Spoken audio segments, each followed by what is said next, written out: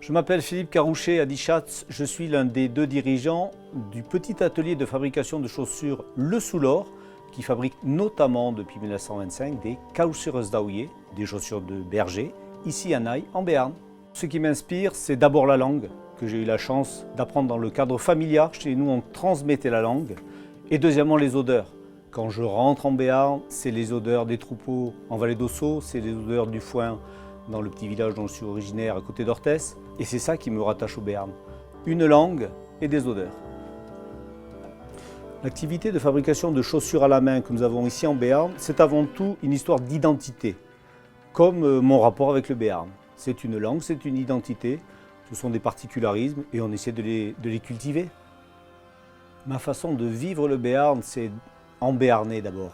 Dab ubéré, dab ueling et dab zamix, avec un béret, avec une langue que l'on pratique et avec des amis. Les amis peuvent être de l'extérieur du Béarn, ça n'a aucune importance. En revanche, s'ils sont curieux et intéressés, je suis content de leur faire partager ce qu'est ce pays qui me tient à cœur. Pourquoi suis-je revenu en Béarn après tant d'années en Asie, un petit peu ailleurs dans le monde? Tout simplement parce qu'au bout d'un moment, on revient à la langue. Quand vous êtes tout seul à chanter sous votre douche à Singapour, c'est ennuyeux. Et on est content de retrouver ses amis, sa famille pour partager ce moment spécial. Ça revient aux racines, ça revient à ce que nous sommes. Qu'aime ce qui aime, comme on dit en béarnais, on est ce qu'on est. On n'est pas meilleur que les autres, on a des particularités auxquelles on tient.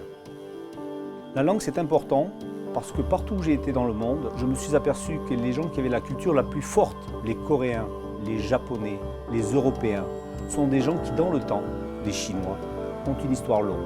C'est là qu'on voit une différence entre un pays neutre qui essaie juste d'absorber de la culture étrangère, un pays qui certes va l'absorber, va s'y intéresser, va être ouvert sur le monde, tout en cultivant ses particularismes. Et à l'intérieur des particularismes, chez nous on a la chance d'avoir de la langue.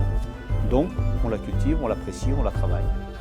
Après 25 ans d'absence, donc rentrant d'Asie, je m'attendais à un territoire calme, mais en fait j'ai trouvé un vrai bouillonnement.